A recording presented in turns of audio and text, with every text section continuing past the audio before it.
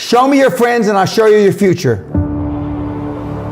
Unless you want average in America, married, 2.4 kids with 1.5 dogs. But I can guarantee you, you will never achieve anything greater than your highest aspiration.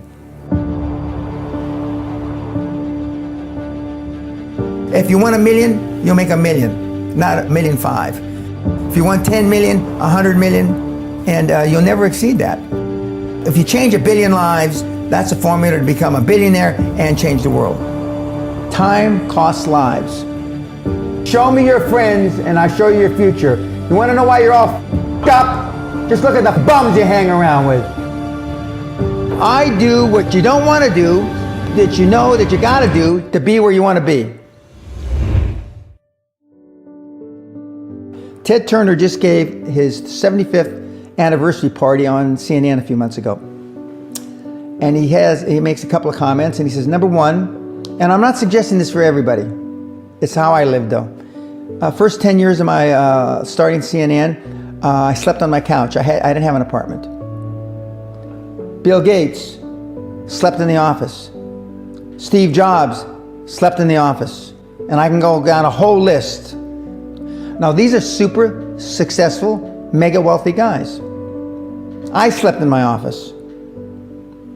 Not everybody's willing to make that sacrifice. But it's not the only thing. But even if you don't sleep in your office, if you want to send your kids to a better school, if you want to be able to take care of your mother when she gets dementia, if you want to, this all takes money. My children aren't getting any of my money when I die. Not 1 centavo, not 1 penny. And 2 of my kids are cool with it. One of them's not so cool with it. I'm not gonna, I think Andrew Carnegie, by the way, Andrew Carnegie, arguably the richest, most successful entrepreneur of all time, he said the best thing that you can have for a child is him to be born into poverty. And I agree.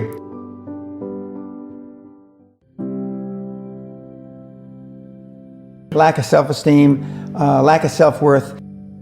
Now they think they have self-worth.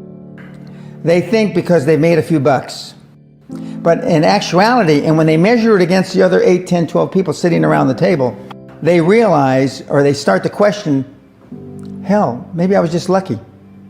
Now, all of us, when you're only a one-trick guy or gal, think, was I lucky? Now, I've done it so many times, I know I wasn't lucky. I might have been lucky the first time, but I haven't been lucky the 15, 20, 40, 50, I know that. Okay. But maybe I was lucky the first time. But my life changed when I was pretty much a haphazard kid, got in a lot of trouble, got arrested 4 or 5 times, thrown in jail, and this was with my dad as a cop.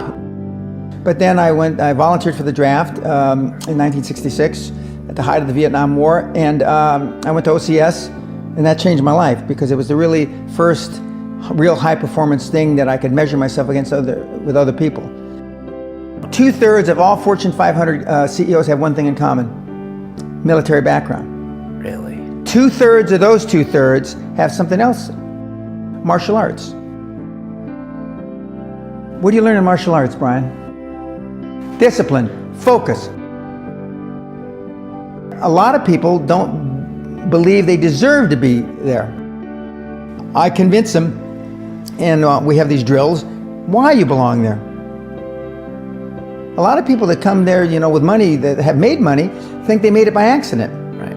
I just had one of my superstars who's made $100 million tell me in the last week, I'm not sure I'm going to have another lucky accident.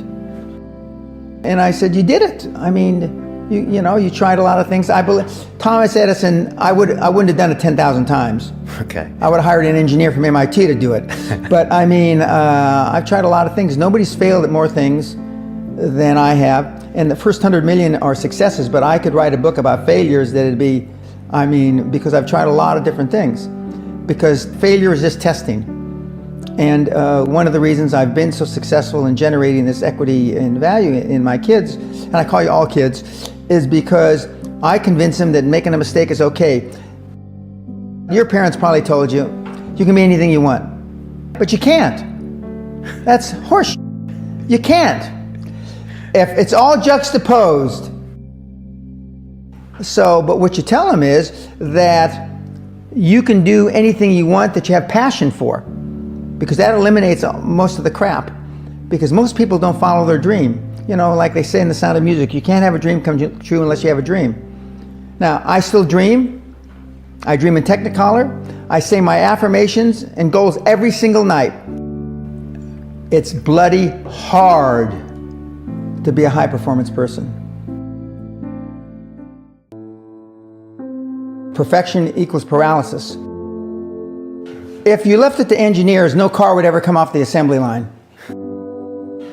No car would ever come off the assembly line. And I've been in business with enough engineers, I can attest to that with my hand on my heart. They'd still be trying to make it better. And the internet business is very much the same. The internet kids want to test and test and test, and they want the landing page to be this. Roll it out. The great thing about the internet is your results are instantaneous. If something that I'm overseeing at Concord level, 60,000 feet, doesn't work in 2 days, forget about it, move on. And today at our meeting, now the young kids are, we ran it 3 days, sir, and we closed it down.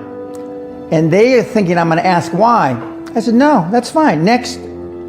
Because without them making mistakes and without them being allowed to make the decision, they never get any better.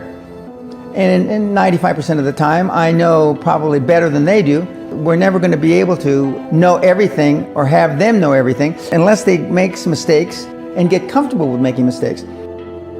What gets measured gets accomplished. Without measurement, you're just fooling yourself. Before I had any money, I used to go to the Rolls-Royce dealers and sit in the cars and smell the leather, touch the leather, okay? I went to $1 million houses, and my wife and I would walk through the house, and they'd say, when are your parents getting here, kids? No, we are the buyers. Practice within when you're without. Practice being successful. How many people listening to this today practice being successful today?